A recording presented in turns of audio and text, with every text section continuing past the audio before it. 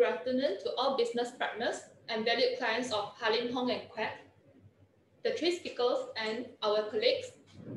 My name is Li Fei and I'll be the moderator for this panel discussion, which focuses on the very much awaited law, the temporary measures for reducing the impact of coronavirus disease 2019 Act 2020, which was gazetted on 23rd October 2020. To kickstart this session, I would like to invite our three speakers, Mr. Leon Gan Han Chen, Ms. Daphne Lam, and Mr. Laman Chan. Mr. Leon is a partner of real estate and project development. He is also the deputy head of the department. He is routinely sought for advice and representation in land-related matters and project development. His portfolio extends to township and mixed developments, rental or lease agreements, or schemes, special development areas, strata management, joint venture, and other real estate related matters. Ms. Daphne Lam, main areas of practice is corporate, commercial, and compliance. She advises clients on the commercial contracts such as sale of business agreement and distribution agreement, as well as the share sale and purchase agreement for the disposal and acquisition of shares of a company in Malaysia, and negotiating the terms and conditions of such contracts for and on behalf of the clients. Mr. Lam, main areas of practice is corporate litigation and technical matters such as liquidation and restructuring, debt recovery, insolvency, and employment disputes. Over the years, Mr. Lam has acquired vast knowledge and experience in three areas of practice and has advised and represented various prominent institutional and individual clients, both foreign and local, in all levels of Malaysian court. To refresh memories, we'll now play the videos that we have previously uploaded to YouTube. The first video will be on Housing Development Act.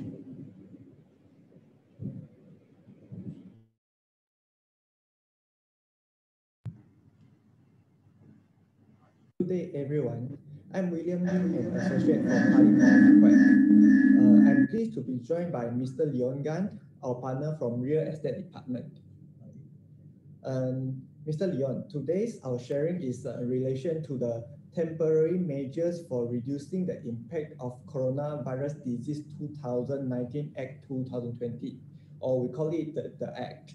So can you please highlight some important points of the Act? Okay, my part here I'll be highlighting mainly on the housing development part, which is basically part 6 of the Act, okay, which deals with all housing development. Okay, so as you can see, there are these first two sections of this part, which is namely Section 32 and Section 33.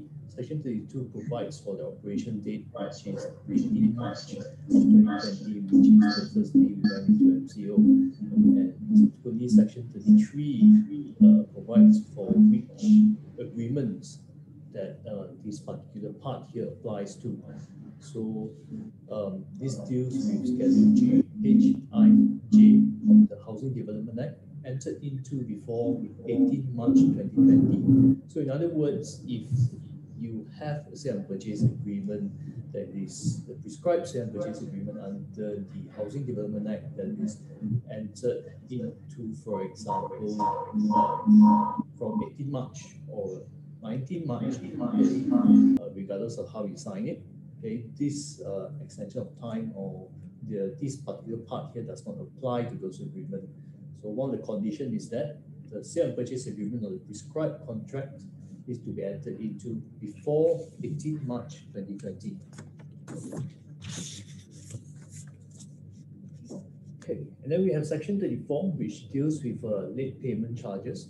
So Section 34 provides for that notwithstanding any agreement entered into between the purchaser and the developer shall not impose any late payment charges in respect of such unpaid amount on the purchaser if the purchaser fails to pay any installment for the period of 18 March 2020 up to the 1st August 2020. Now, I just need to highlight one thing, that the period referred to under this part 6 here, for purpose of this part, will be from 18 March 2020 up to 31st August. Okay. So if let's say there is any unpaid installments, not in relation to the bank, it's in relation to the sale and purchase agreement, progress billing, for example, if you have contracted with the developer prior to 18 March 2020 and there's an outstanding progress billing that is due pursuant to this prescribed contract, the developer is not entitled to impose any late payment charges on this outstanding. And if let's say a purchaser is still unable to make payment after the 31st August, they may apply to the minister for an extension of time up to 31st December 2020.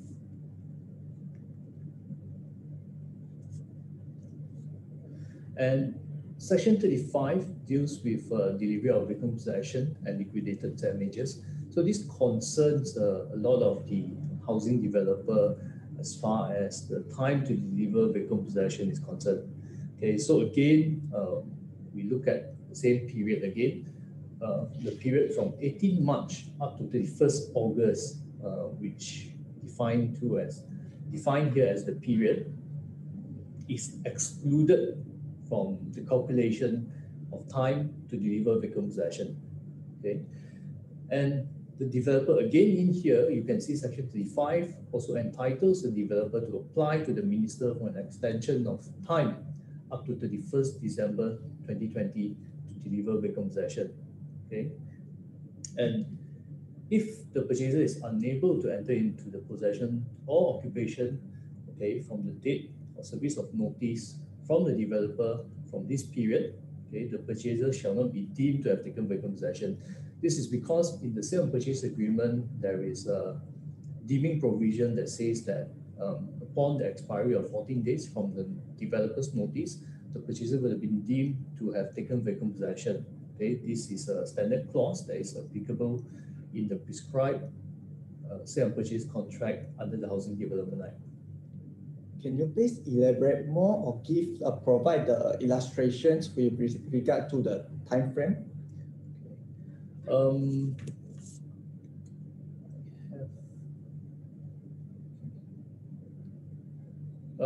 Here is an illustration of the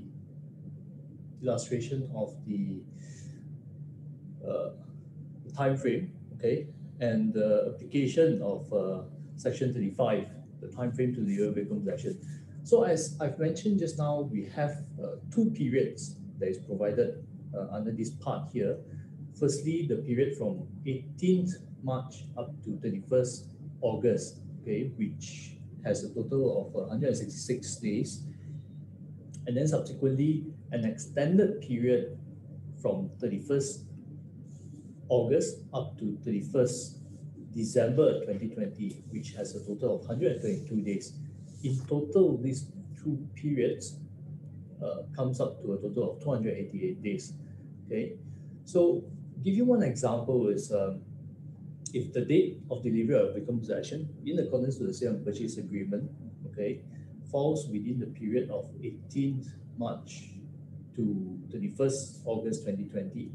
So the number of days between the initial vacant possession date, okay, vacant possession date from 18th March 2020, you need to basically add 166 days to the vacant possession date.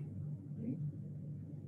And one example here will be if, let's say, your sale and purchase agreement date is 27th March 2017, okay, with vacant possession to be delivered within 36 months. So the supposed date to deliver vacant possession in accordance to the sale and purchase agreement should be 26 March 2020.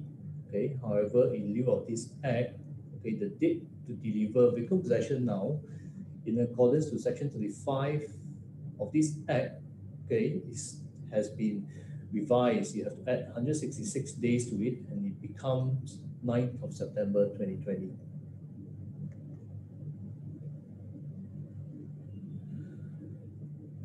So here's another example. If let's say the date to deliver vacant possession in accordance to the sale and purchase agreement is on or after the 1st of September, and then your new vacant possession date shall be the initial date plus 166 days. So remember the 166 days period that we've mentioned just now. Okay, and the illustration here will be, for example, the date of your sale and purchase agreement is 2nd of September 2017, and the developer is supposed to deliver vacant possession within 36 months from the date of the sale and purchase agreement. Now the date to deliver vacant possession would be 1st of September 2020. Okay, so based on the extension by applying Section 35 of this Act to the time frame here, the new date to deliver VP would be 15th of February 2021.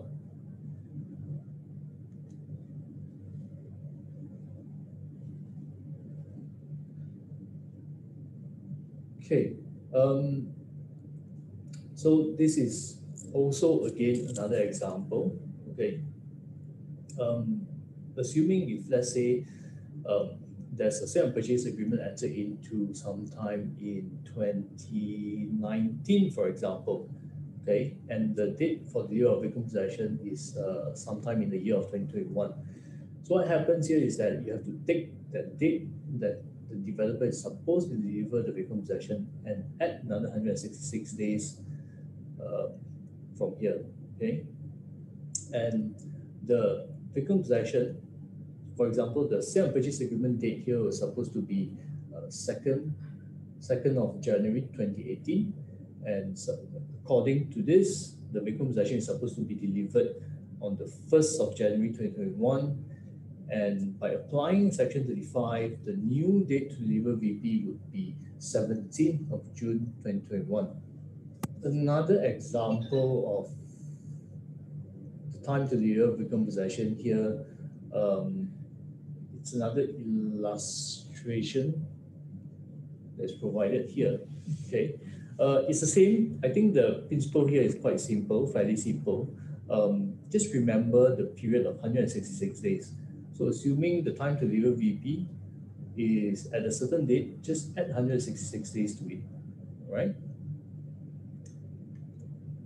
Okay, may I know, is there any modification on the defect liability period? Okay, the same thing applies. Okay, before I go into the defect liability period, I think let me cover this part here. Okay, remember the period that I mentioned that you, the 166 days, okay, to me, my interpretation is that this 166 days period time frame is supposed to apply automatically by virtue of the coming into force of this Act. However, what we understand from the Ministry of Housing is that the developers actually need to apply or submit an application to the Ministry of Housing to obtain this 166 days extension period, or this period, to actually apply this 166 days extension for them to deliver vacant possession. However, I do not think that it's quite right, because nowhere in the Act says that this 166 days period requires the minister approval or any authority's approval in that regard.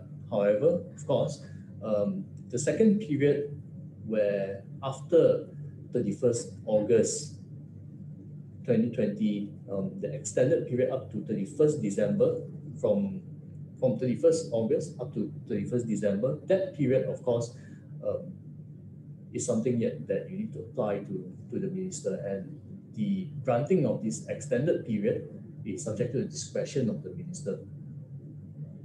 And we also understand some housing developers from some of our clients that they have actually applied to KPKT for purpose pursuant to this, and I think some of them have actually gotten reply to their application, and so far those has been in favor of whatever the developer has applied for. Okay, so just now you asked about the default liability period. Default liability period is dealt with in Section 36. It provides that notwithstanding any agreement entered into between the purchaser and the developer, default liability period after the date the purchaser takes frequent possession of a housing accommodation and the time for the owner to carry out works to repair and make good the defect, shrinkages, and other faults in the housing accommodation shall exclude the period from 18 March 2020 up to 31st August 2020. So again, same principle applies between the period of 18 March up to 31st August is 166 days. So you need to add 166 days to the defect liability period that you enjoy with the developer. Okay, so in other words, purchasers are entitled that are still under deferred liability period coverage may add 166 days into the computation of their deferred liability period. Okay, and if any purchaser feels that the aggrieved and still that they don't have enough time to basically get the developers to rectify whatever defects they have with their property, they may apply to the minister for an extension of this period up to 31st December 2020.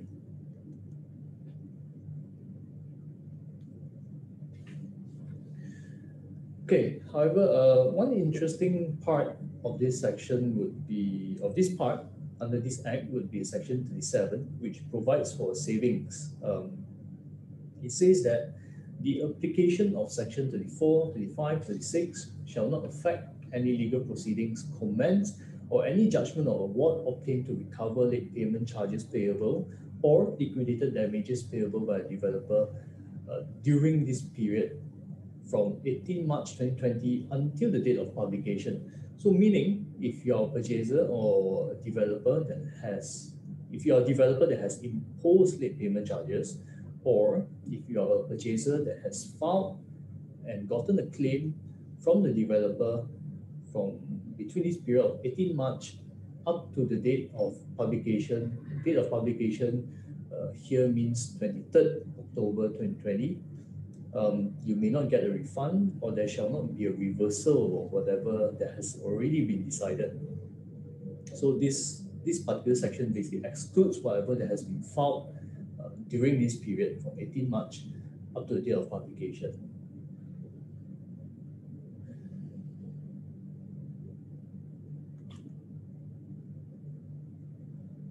Okay, and subsequently we also have a Section 38, which is a modification to Section 16N of the Housing Development Act. If the limitation period for the home buyer to file a claim has expired during this period of 18 March up to 9 June 2020, the home buyer may still file a claim with the Housing Tribunal between 4th May to 31st December 2020. The rationale here is that the Housing Tribunal was not operational between those periods, and then subsequently home buyers, when they came back into operation, was from 4th May up to 31st December.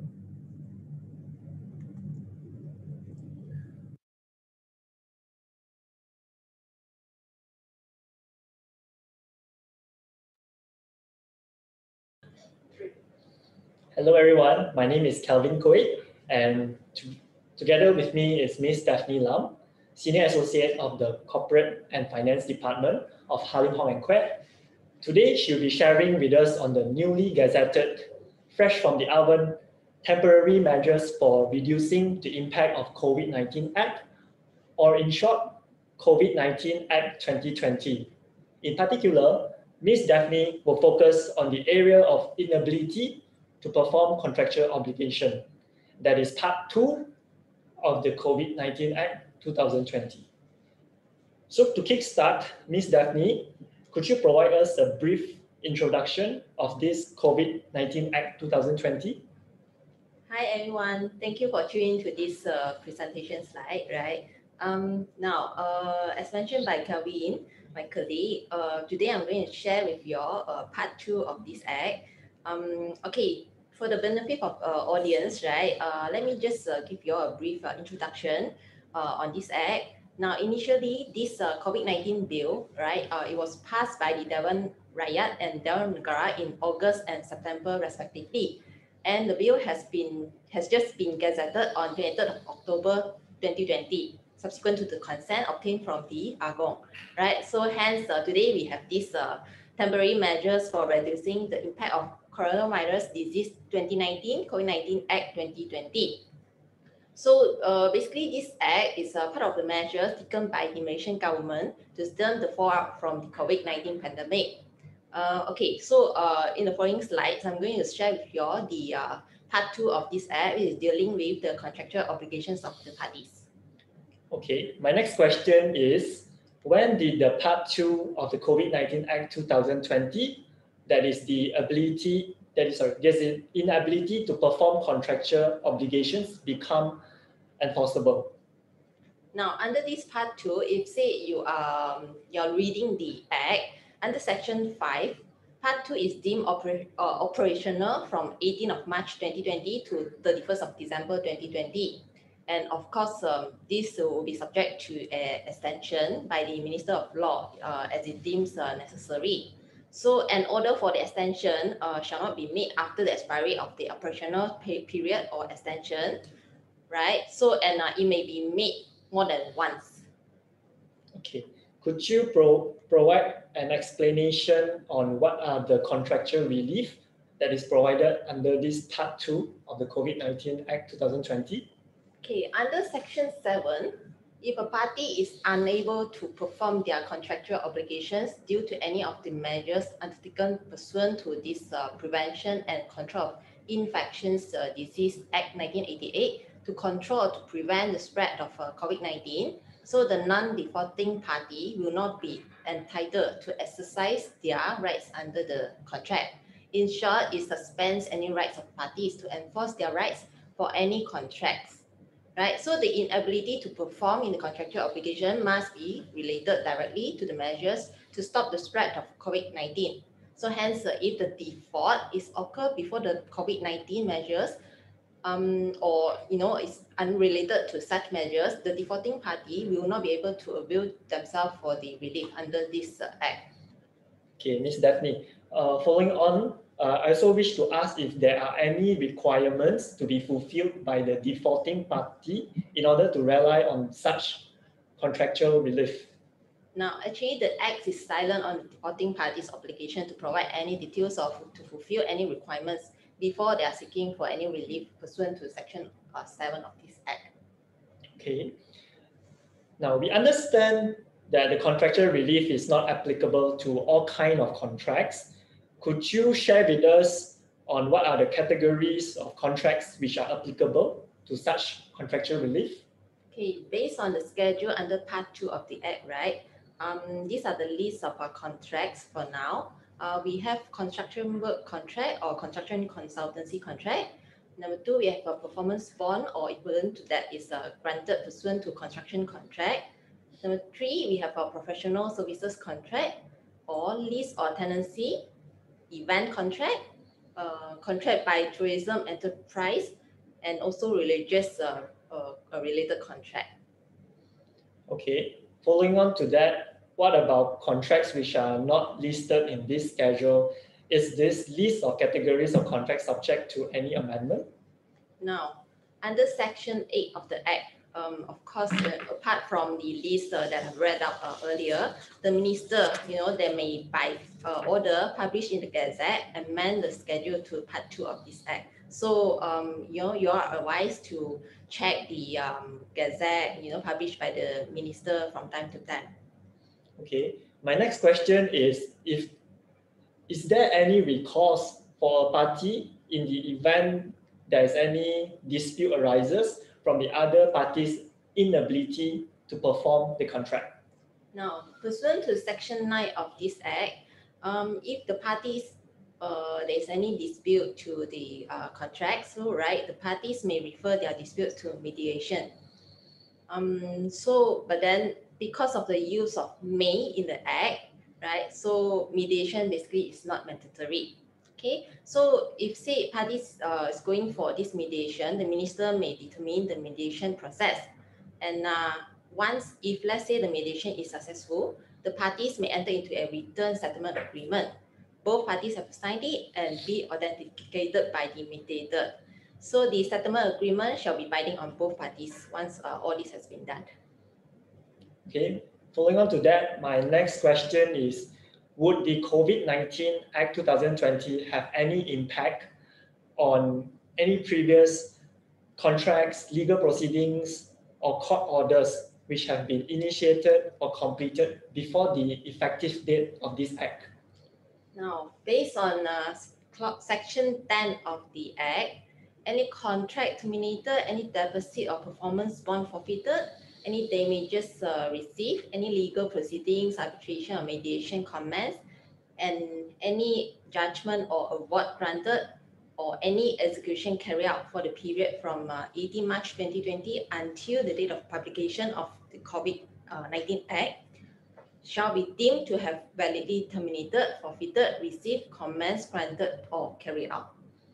So this is a saving provision under Part 2 of the Act. Thank you. Thank you, Daphne, for the informative and enlightening sharing with us today. And that marks the end of our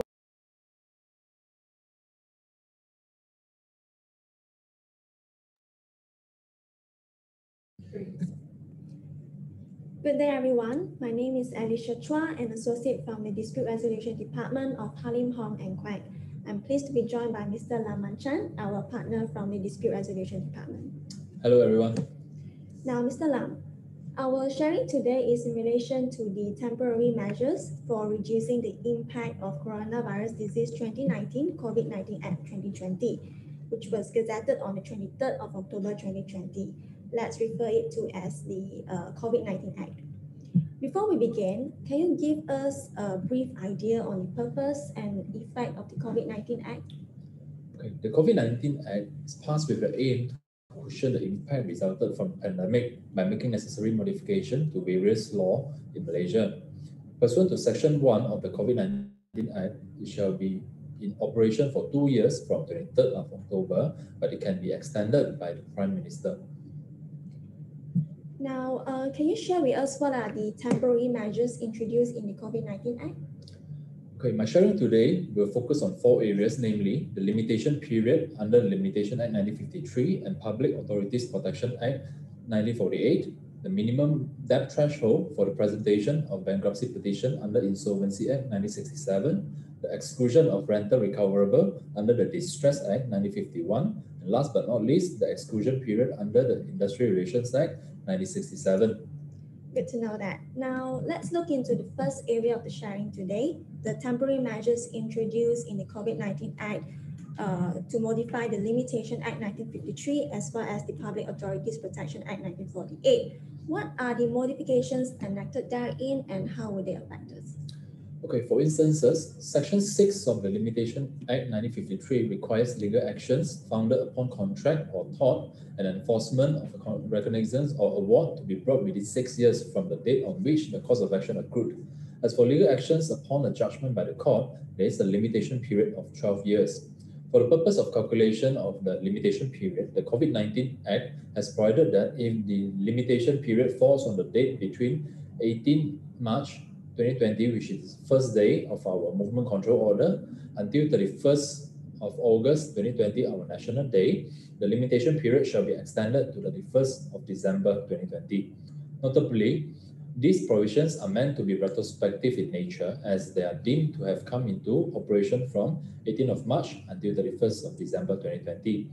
Said modification is applicable to Section 2A of the Public Authorities Protection Act, which provides for a 3 years limitation period to bring an action against any person for any act or omission in pursuance to any written law or public duty. Further, it is similarly applicable to certain scenarios encompassed under the Sabah and Sarawak's Limitation Ordinance. Now, let's move forward to the temporary measures introduced in the insolvency realm. Can you explain what are the modifications introduced to modify the Insolvency Act 1967 and also their impact? Okay, under Section 5 of the Insolvency Act 1967, a creditor shall not be entitled to present a bankruptcy petition against a debtor unless the debt owing to the by the debtor to the petitioning creditor, or if two or more creditors join in the petition, the aggregate amount of debts owing to the several petitioning creditors amounts to at least 50,000 ringgit. In short, the minimum debt threshold to initiate bankruptcy proceedings against an individual is 50,000 ringgit. It is noteworthy that the Insolvency Amendment Act 2020, which was gazetted on 22nd of October 2020, just one day before the gazette of the COVID-19 Act, also introduced similar modifications as provided under Section 20 of the COVID-19 Act, whereby the minimum debt threshold for the presentation of a bankruptcy petition is now increased to 100,000 ringgit. As opposed to the Insolvency Amendment Act 2020, which appears to be permanent in nature, the modifications introduced by the COVID-19 Act is temporary when it only come into operation on 23rd October until 31st of August 2021. By all means, the Minister of Law may extend the operation of this modification when the COVID-19 Act is still in operation. However, in view of an overriding provisions in the COVID-19 Act, which allows it to prevail over any other conflicting and inconsistent law, it would appear that the Minister of Law may not be able to exercise his right to vary the minimum debt threshold pursuant to the Insolvency Amendment Act 2020, while the insolvency-related provisions in the COVID-19 Act remains in force. Last but not least, this increased amount of indebtedness is not applicable to any proceedings and actions which are still pending immediately before 23rd of October 2020 and shall be dealt with as if the Insolvency Act 1967 had not been modified by this COVID-19 Act. Thank you for the informative sharing on insolvency. Can you further share with us the modifications introduced in the COVID-19 Act in terms of the Distress Act 1951? Okay, Section 5 of the Distress Act gives a landlord the right to apply ex parte to a judge or registrar for a warrant of distress to distrain, which is to seize the property of the tenant at the relevant premise in order to recover outstanding rental of not more than 12 months. However, Section 30 of the COVID-19 Act stipulates that a warrant of distress issued under subsection 5(1) shall not include the distraint for the outstanding rental for a period from 18th of March until 31st of August 2020. Notably, this modification is deemed to have come into operation on 18th of March 2020 and shall continue to remain in operation until 31st of December 2020. But it would not affect the execution of any warrant of distress which has been issued before 23rd of October, and it shall be dealt with as if the Distress Act had not been modified by this Act.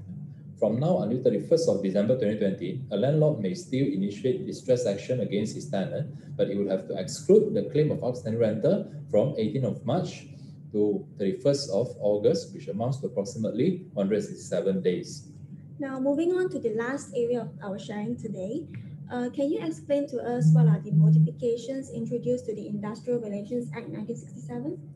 Okay, Section 40 of the COVID Act provides that the period from 18 March to 9 of June shall be excluded from the calculation of the period under the Industrial Relations Act 1967, whereby according recognition or notifying the trade union of workmen concerned in writing the grounds for not according recognition under subsection 9(3), the making of a report in writing to the Director General for Industry Relation under subsection 9(4), as well as the filing of representation under subsection 21A. This part is deemed to have come into operation on 18th of March 2020. Thank you, Mr. Lam, for the enlightening sharing. With that, we conclude the sharing for today. Thank you. Thank you.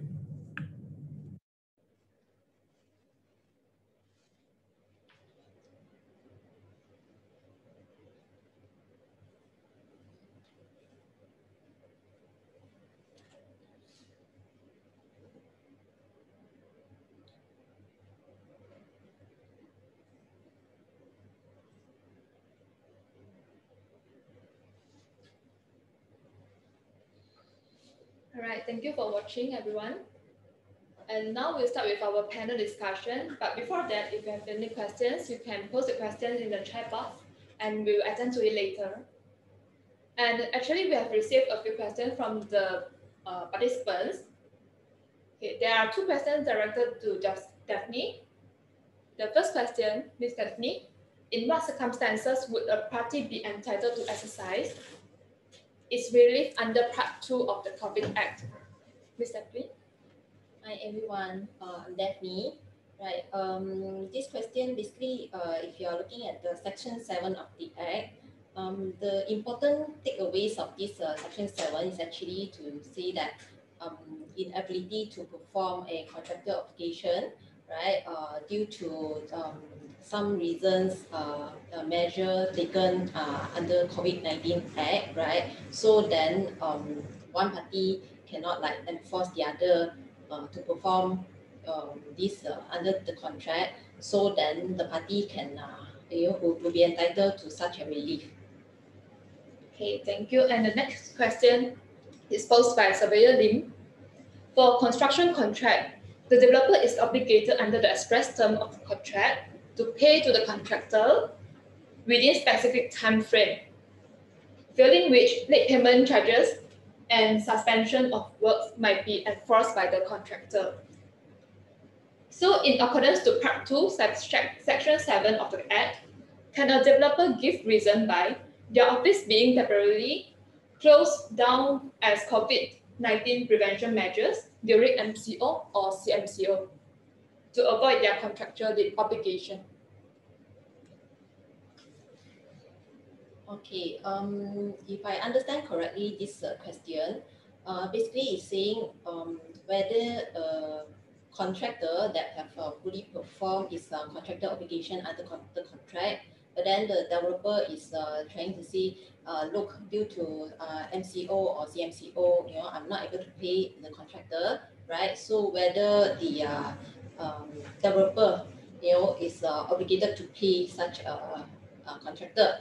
Now, applying Section 7 of the Act, the developer is saying, I'm not able to pay the contractor the payment because my office is locked, or is closed because of measure taken, under COVID-19 Act to stop the spread of COVID-19.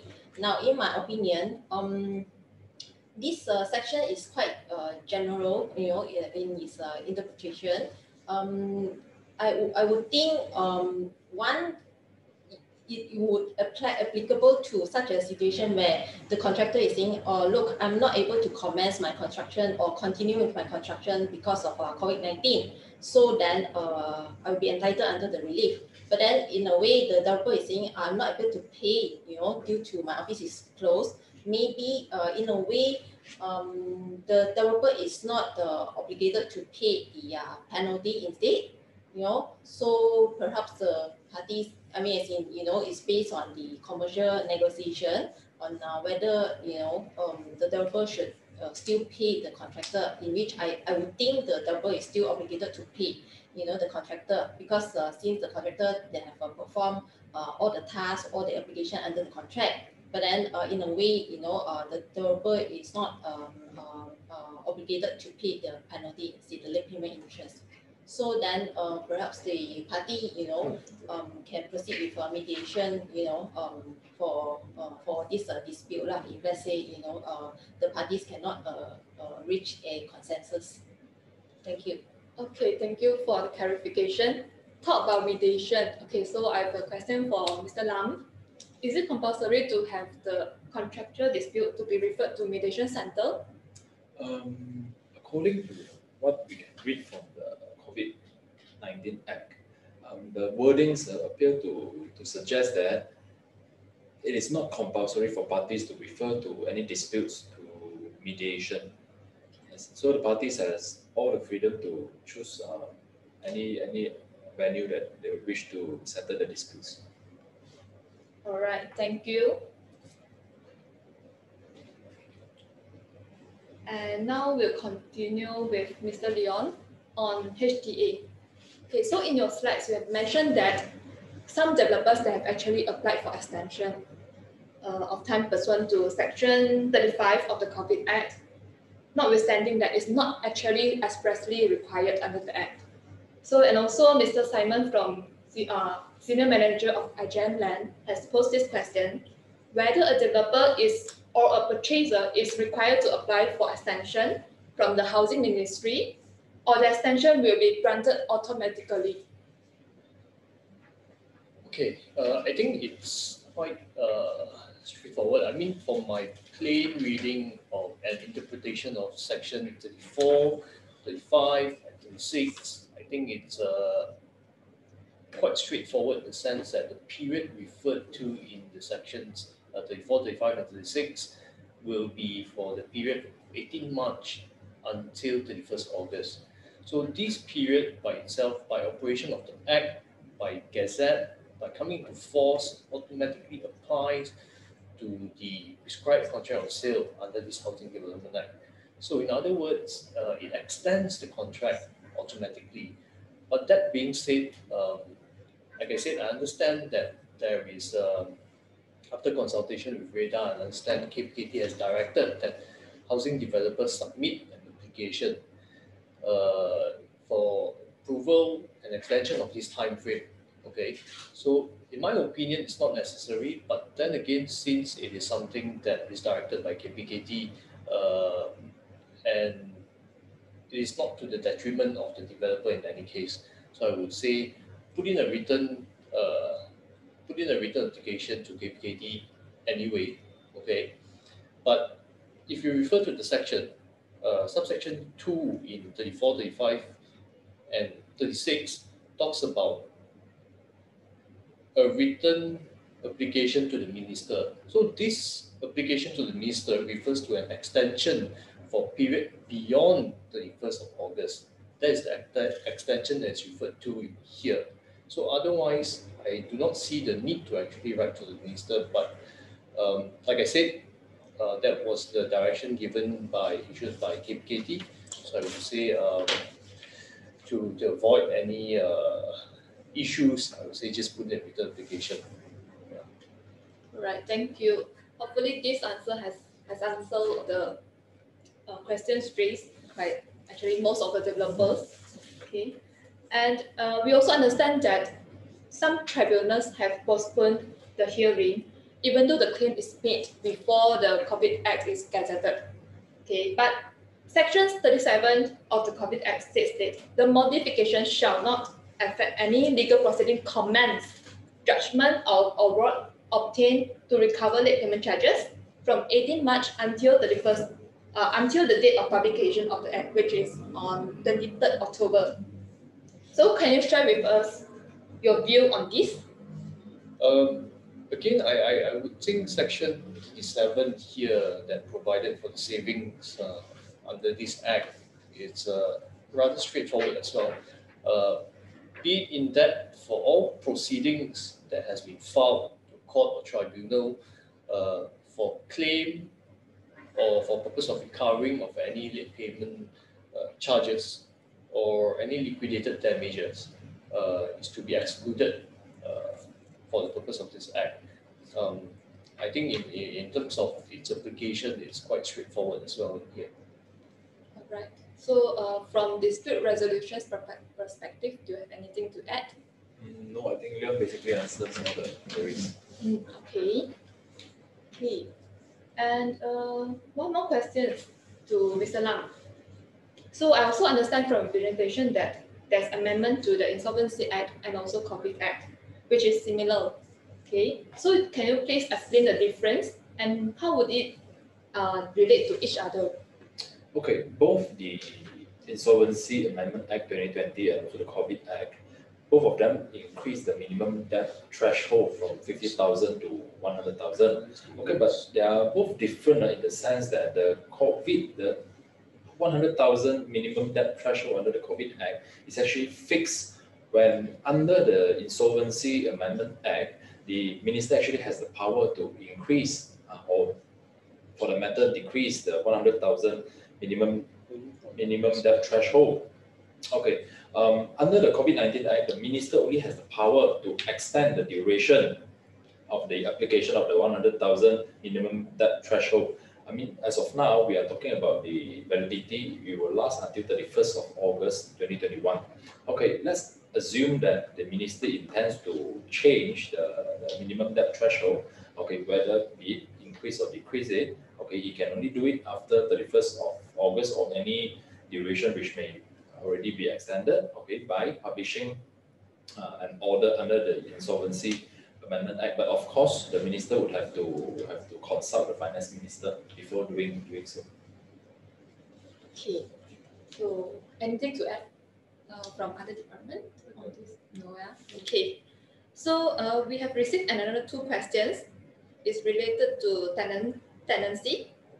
So first question, I think we'll direct to Mr. Lam. How to justify tenant is applicable to comply the COVID-19 Act, and how to terminate the tenancy? Okay, of course, what is mentioned under the COVID-19 Act, it differs between tenancy of commercial and also non-commercial property. What is mentioned here is it concerns the commercial tenant. While it's not clear that this question concerns whether commercial or non-commercial, I will answer in a very generic way.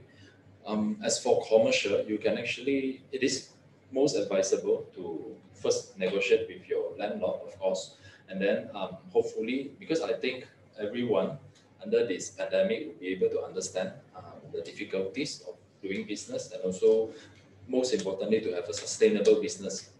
Okay, as we know, a lot of the big corporation, not to mention the smaller ones, is already facing difficulties in managing their business, their cash flow, etc. I think this can be a very good reason to negotiate with your landlords.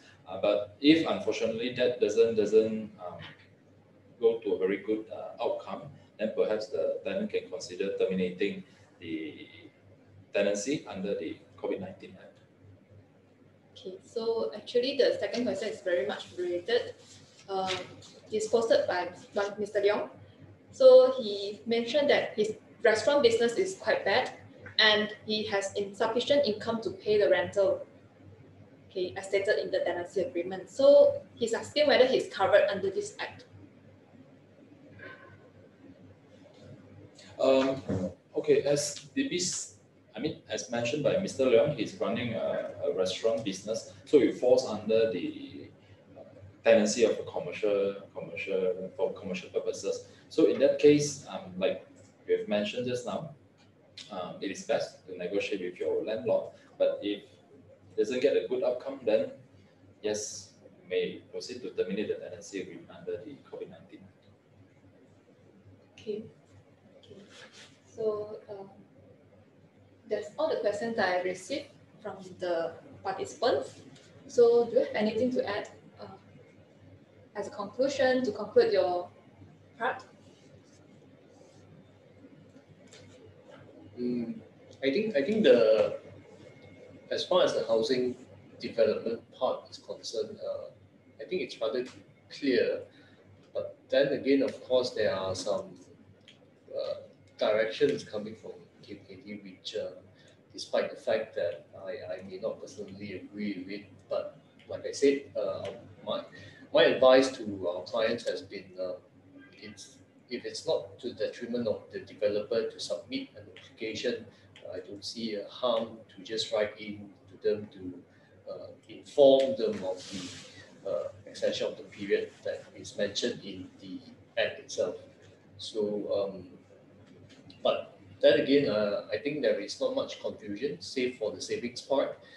The savings part may cause some issues when it comes to whatever payment that has been paid prior to the publication of this Act, because there may be parties that may feel aggrieved that because they fall under the period, certain claims that they may have filed or so on may have fall under the period. But then again, because of some early claims or early filings, and then there may be some confusion arising from that. So yeah, so that would be on the housing development part. Thank you, Mr. Leon. Well, so on the contractual obligation part, right? As mentioned earlier, the important takeaways is that one party cannot enforce the other against.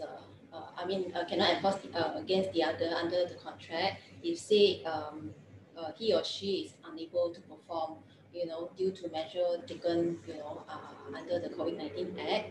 So then one potential issues that we can see is that because in the Act there isn't any specific requirements that to say that the so-called defaulting party they have to prove. So then actually the innocent party there could be difficulty for them to prove that the inability to perform is actually related directly to the measures taken under the COVID-19 Act. Yeah, that is the possible issues that I can see under Section 7 of the Act. Right, thank you. Thank you, Ms. Stephanie. And Mr. Lam? Okay, in my opinion, the COVID-19 Act, the wordings and also the application is rather simple, but in real life, we may not face such a simple situation where every case it depends on the facts and also the conduct of the parties. So in that sense, I think there are always a solution to every dispute or to every problem, and we are here to assist. Okay, sorry, I got the last minute question from the participants. So part 2 of inability to perform contractual obligation, referring to the pump contract, okay, is the 166 days of the EOT, extension of time, shall be automatically granted to the contractor, or it shall still need the application from the contractor? Okay, under Section 3, I think Section 3 of the Act, it says basically the provisions in this Act, superseded, the other written laws, you see. So then, if say the contractor or whoever is not able to perform the contract, right, due to measures taken under to stop the spread of COVID-19, so then I don't think extension is required to be obtained from the developer or the other party. All right. So that's all for today, and thank you to all the panelists. So okay, we will send feedback questions to your email and appreciate if you can submit to us accordingly. Okay, thank you for being us today. Thank you. Thank you, Li Fei. Thank you. Thank you.